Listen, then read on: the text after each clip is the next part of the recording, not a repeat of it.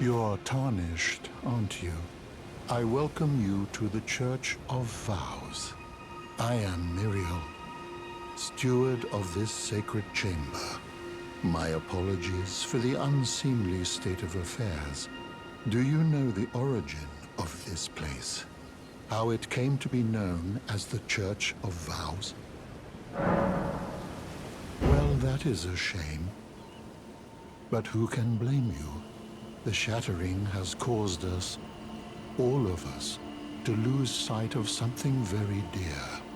It is here, at the Church of Vows, that the great houses of the Erd Tree and the Moon were joined by the matrimonial bond between red-haired Radagon and Renala of the Full Moon. And so our church holds in view the monuments of both houses, the Erd Tree of the capital and the Academy of Rea Lucaria. Oh, was there something you needed? You are free to show yourself around. I would serve as your guide, only my legs aren't what they used to be. If you find anything of use, you are free to take it with you. Unless, perhaps, you are in search of instruction, in which case I will share all that I know. Do you possess any celestial dew? Then I would like to share my knowledge with you. Concerning the miracle of this Church of Vows, Radagon once cleansed himself with celestial dew, repented his territorial aggressions, and swore his love to Renala. The Order of the Erd Tree and the fate of the Moon were conjoined, and all the wounds of war forgiven. This miracle blesses the Church to this day, and so you need only follow Radagon's example to restore any bond, however strained or severed, to its rightful state of harmony. My faith does not waver. The miracle rooted in these grounds will once again mend the world, and this time, its bounty will not be squandered. If you would be Elden Lord, tarnished, I hope that you too will share my faith.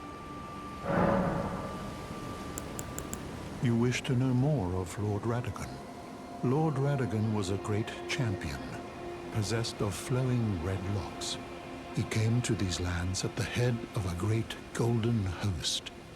When he met Lady Renala in battle, he soon repented his territorial aggressions there, and became husband to the Carian Queen. However, when Godfrey, first Elden Lord, was hounded from the lands between, Radagon left Renala to return to the Erd Tree capital, becoming Queen Marika's second husband and king consort, taking the title of Second Elden Lord. The mystery endures to this day as to why Lord Radagon would cast Lady Renala aside, and moreover, why a mere champion would be chosen for the seat of Elden Lord. You know, it's said that Lord Radagon harbored a secret. A famed sculptor of the Erd Tree capital was once summoned to render Lord Radagon's likeness in giant stature, when he glimpsed the skeleton in Radagon's closet. And as such, it's said the great statue harbors his secret too. You wish to know more of Lady Renala? She is queen, head of the Carian royal family, and governor of the Academy of Rea Lucaria, the great and beautiful full moon witch.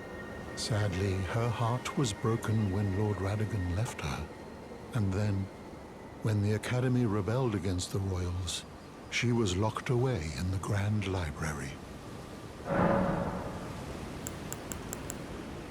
In the end, Lady Renala was left alone, cradling the amber egg Lord Radagon bequeathed her. Now she devotes herself to it through forbidden rite, the grim art of reincarnation. You would do well to remember, Severing a vow, strongest of bonds, has consequences ever more dire. To experience the miracle, kneel in the basin at the back and cleanse yourself with celestial dew. Absolution will be yours. Any bond, no matter how strained or even severed, will be put to rights.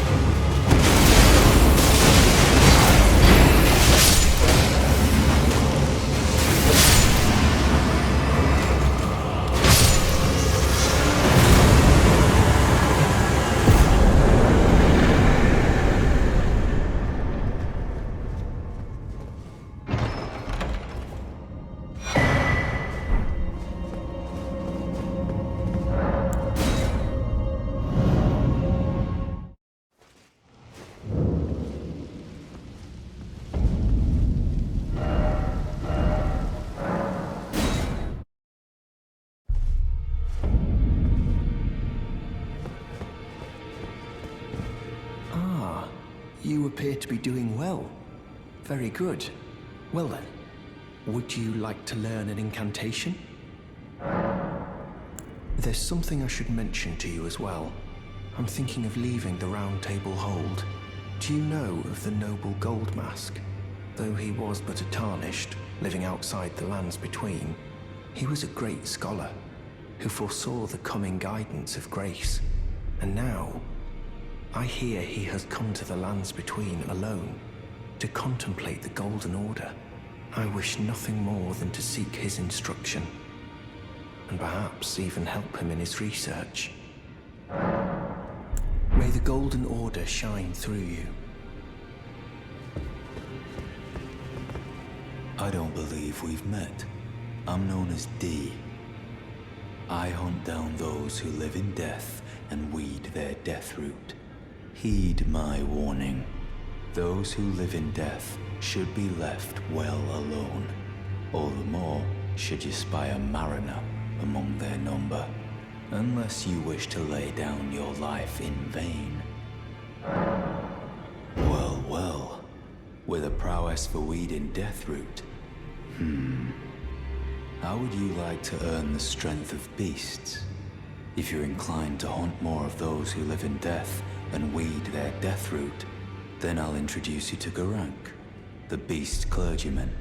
I have a matter of my own to attend to, and the beast himself wishes for someone to take my place. What say you? Very well. Show me your map. I've marked the location for you, of a hidden gateway. It will lead you to Garank, the beast clergyman. What is it? Still milling about? The map indicates where the gateway is hidden. It will lead you to Garank, the beast clergyman. Ah, you again, is it? The recusants sent a lackey. Can you believe they invited me to join them? Now, after what they did? I can scarcely believe it myself. Did they think me a fool? You might be surprised to learn I took them up on the offer. Then I only had to ask. The location of the recusant hideout. It's on Mount Gelmir, found off the old road that leads west from the town of Windmills. That's where they hide. The manor on the peak. Just you wait, wretched recusants. You'll rue the day you insulted my name by laying hands on Lanya. The tale of House Hoslow is told in blood, after all. It's on Mount Gelmir, found off the old road that leads west from the town of Windmills. That's where they hide. The manor on the peak. Just you wait, wretched recusants. The tale of House Hoslow is told in blood, after all.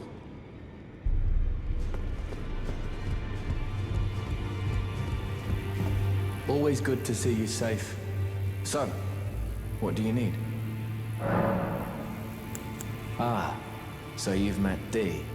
D is an old friend.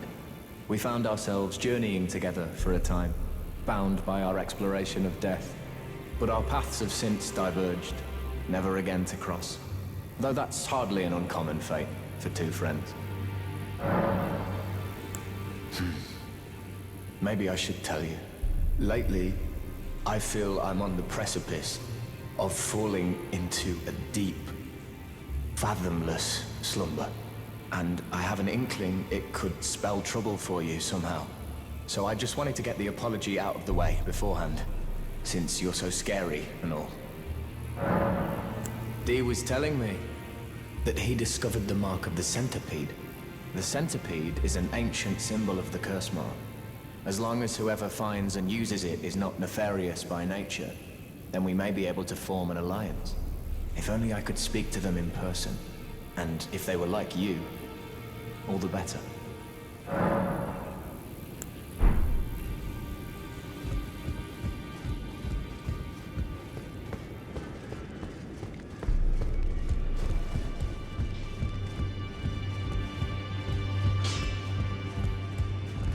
Well, where have you been hiding?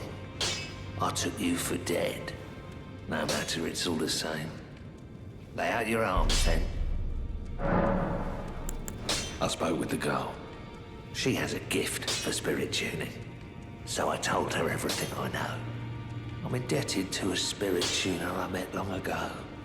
It was all I could do to honor her. I'm sorry I doubted you.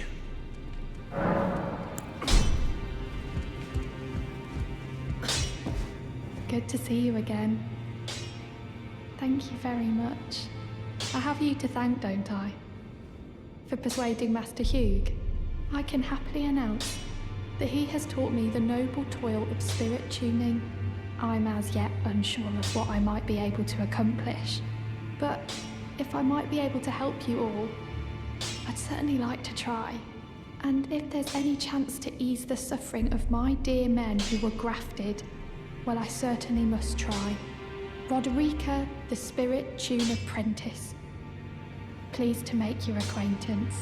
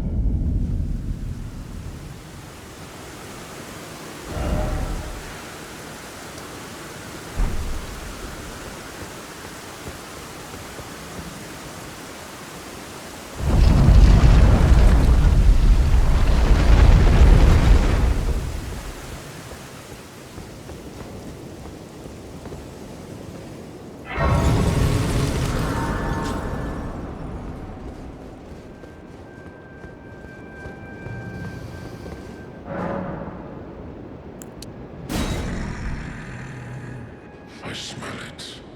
Death. Feeding me.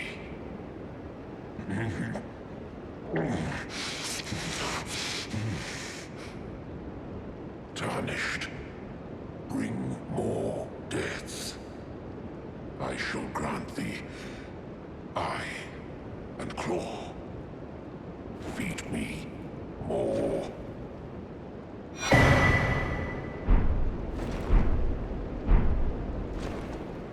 I shall grant thee eye and claw. Feed me more.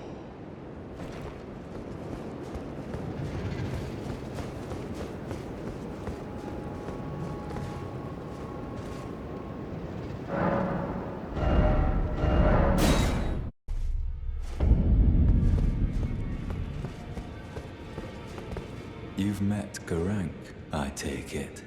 Then owing to our duties shared, we are now comrades in arms. I think you've earned this. The power of the Golden Order to aid the hunt of those who live in death. Are you acquainted with a man named Roger? You know, the piteous fellow hiding away on the balcony. He was a formidable spellblade in times past. Don't let his easy air deceive you. He was wise beyond his years, stout of heart and clear of mind. No more, though. You see him now, ravaged by thorns, muttering and rambling, like he's half dead already. I can't stomach to watch. Take well the lesson, friend.